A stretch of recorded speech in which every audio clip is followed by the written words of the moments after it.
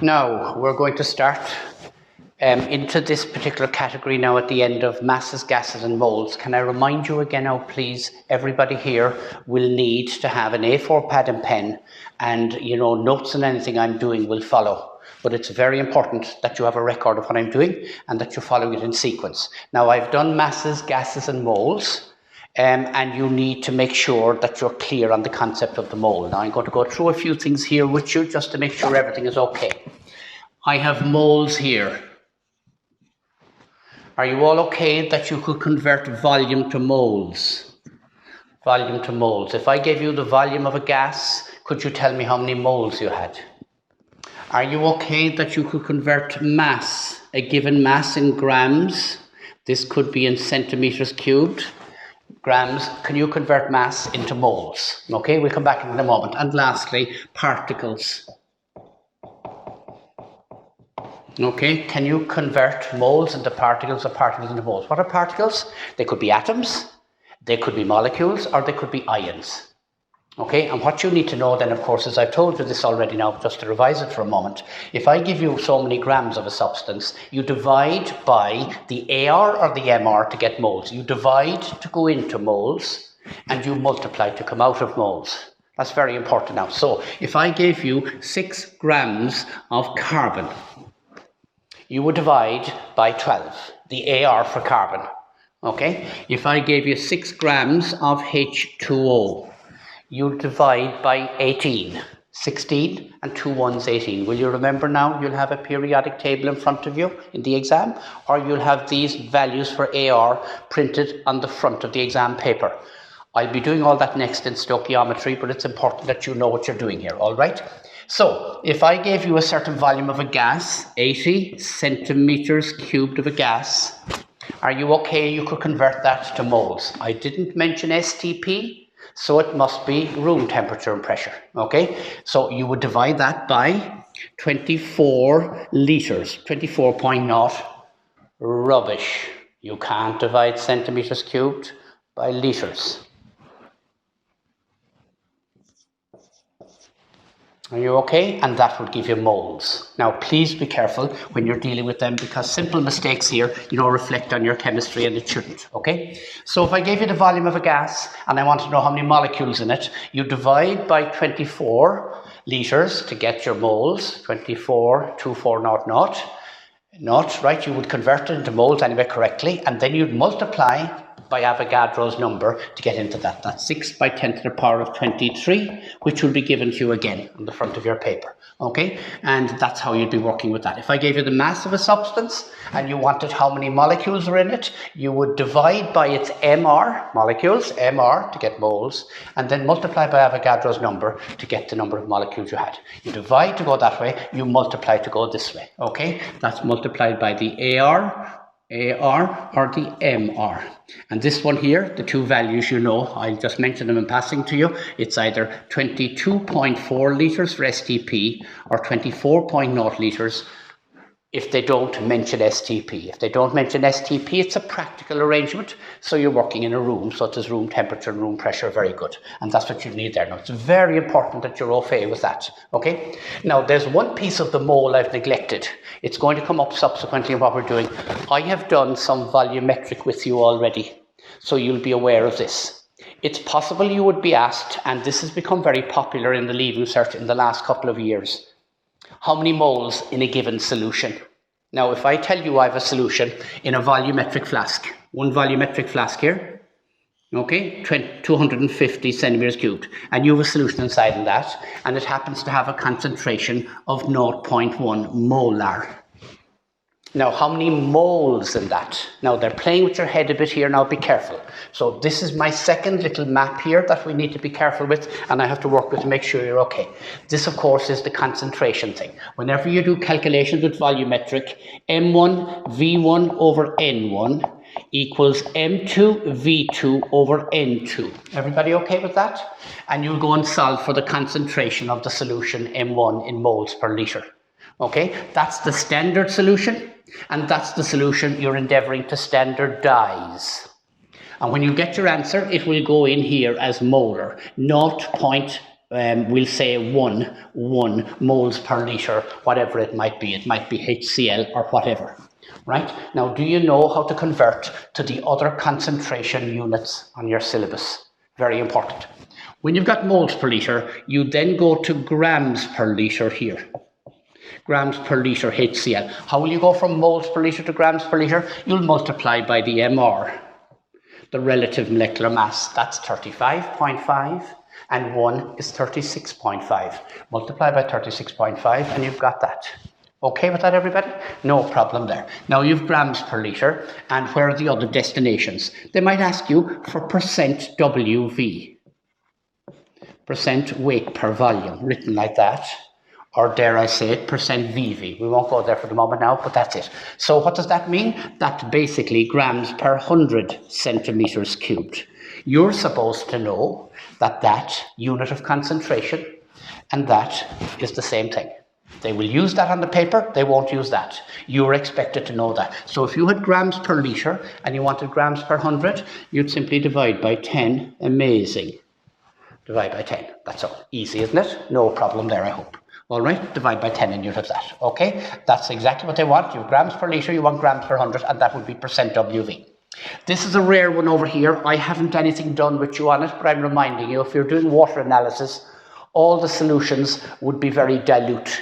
And dilute solutions are expressed in ppms, parts per million. And everybody should know that 1 part per million is 1 milligram per litre. So if you had grams per litre and you wanted milligrams per litre, you'd multiply by 1,000. Okay? You'd only use it for very, very dilute solutions. They'd specifically ask you that. Now again, I think the examiner would expect you to know that that was that. Okay, very important. And I have one over here. Most people don't use it, but I think it's valuable. I call it grams per flask. Grams per flask. Okay, so if you had a 250 volumetric flask, you'd be dividing by 4. If you had a 500 volumetric flask, you'd be dividing that by 2. If you had a 100 centimetre cube flask, you'd be dividing it by 10. And why do I tell you that? Because sometimes they give you that. Now I have a question for you. I call that a roadmap. Can you negotiate your way through that chart if I give you a particular value? For example, if someone said that this solution was made up by adding 2.3 grams of a named substance and placed in that flask and made up to the mark. That's 2.3 grams per 250. You have grams per 250. You need to get grams per litre by multiplying by 4. And then if you grams per litre, you'd have to go to molarity. Now this is very important, that you can get back up to there from any of these. Now you need to stop and go back now and do a bit of doodling there on your pad and make sure you can do that. Take any random solution given to you as grams per 250 mils. Can you express that in grams per litre, moles per litre, or indeed percent WV? We'll leave that guy out for the moment because this would not be a dilute solution. Okay, that has exceptional circumstances, but that's it. But you could do it anyway for practice. So if I gave you any one of those boxes, can you negotiate your way into all the other boxes there? Because the examiner is likely to ask you any of them. And that's very important that you're aware of that. So here you are, you have 2.3 grams per 250, okay, multiply by 4, okay, and you're going to get there. Is it 9.2 grams per litre? Grams per litre. Now, how would you get back up to this box then? If you have grams per litre, you want moles per litre, you divide by the MR. Okay, coming down, you multiply by the MR. Going up, you divide by the MR. Okay, when you're going that way. And that's correct, of course. If you had grams and you wanted to go to moles, you'd have divided. So if you have grams per litre and you want to go to moles per litre, then you do that. Will you be careful, please? Capital M is molar. It's the same as MOL per litre. It's the same as that. Molar is the same as moles per litre, so be careful with that.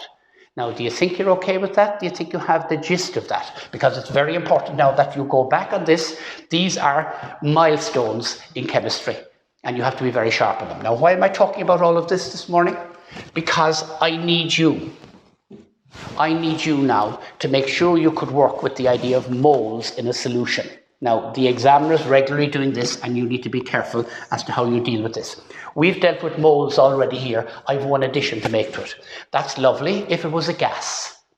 They gave you the volume of a gas. That's lovely if they gave you the mass of a named substance.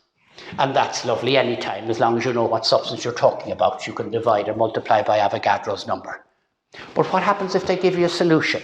Okay, if I tell you I have a solution in a reagent bottle here like this, let me just take this, okay, reagent bottle, and if I tell you that that happens to be, it happens to be 0.1 molar, and it happens to have a concentration of, I'm going to say 0.12 molar, okay, so it has a concentration of 0.12 molar, that's its concentration, and there happens to be 180 centimeters cubed in that particular reagent bottle now. Now, don't worry about it, other than that will be presented on the paper.